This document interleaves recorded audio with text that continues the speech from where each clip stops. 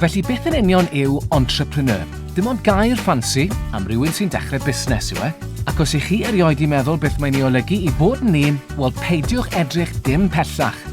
Yr criw yma yn syniadau mawr Cymru yn gwybod nad oes neb gwell i ddweud beth mae'n golygu a'r sgiliau sydd ei hangen nag entrepreneuriaid. Felly, gwnaethom ofyn i un neu ddau ohonynt, a gallwn grynhoi'r atebion mewn 4 gair. Agwedd, creadigrwydd, perthnasau a threfn. Felly gadewch ni gael golwg ar agwedd. Fe eith agwedd bositif a chi'n bell, hyd yn oed pan nad yw pethau'n mynd y ffordd i chi eisiau iddynt fynd. Byddwch yn hyderus yn eich syniadau, credwch yn eich hunan, a dyfal barhewch. Mi fydd penderfyniad dyfal donc i ddal i fynd hyd at y diwedd yn siŵr o'ch gweld yn llwyddo yn y pen draw. Beth am greadigrwydd? Wel, meddyliwch am y peth fel datrys problem.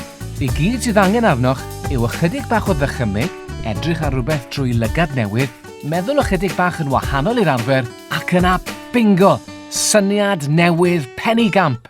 Felly edrychwch o'ch cwmpas, a gofynnwch i chi'ch hun sut y gallwn wneud hwn ychydig bach yn well. Defnyddiwch y dychymyg gwych sydd gennych, ac ewch amdani. Iawn, perthnasau. Mae'r rhedeg busnes yn bendant yn rhywbeth cymdeithasol. Mae creu a meithrin perthnasau da gyda phawb, eich gweithwyr, eich cyflenwyr, partneriaid a busnesau eraill yn hanfodol i lwyddo. Byddwch yn barod i siarad â phawb a gwrando ar yr hyn sydd ganddynt i'w ddweud.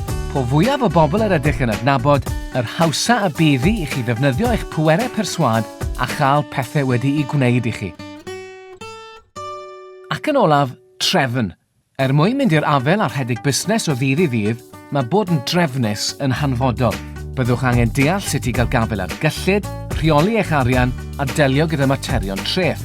Byddwch angen sefydlu systemau, fel systemau technoleg gwybodaeth, cynllunio a chadw cyfnodion.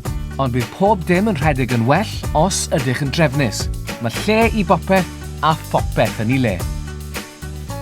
Oes, mae nifer fawr o bethau i'w ystyried, ond mae llawer o entrepreneuriaid yn dweud wrthym ei bod yn gofyn i ffrindiau, teulu, cydweithwyr a gweithwyr proffesiynol am help. Felly nid ydych ar eich pen eich hun. Mae dechrau busnes yn antur gyffroes, yn llawn o brofiadau newydd, gyda llawer o uchafbwyntiau, rhai isafbwyntiau, penderfyniadau anodd a llawer o waith caled.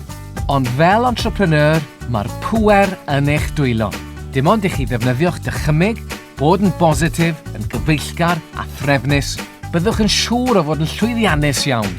Am ysbrydoliaeth a gwybodaeth ar fod yn entrepreneur ifanc yng Nghymru, ewch i syniadau mawr Cymru.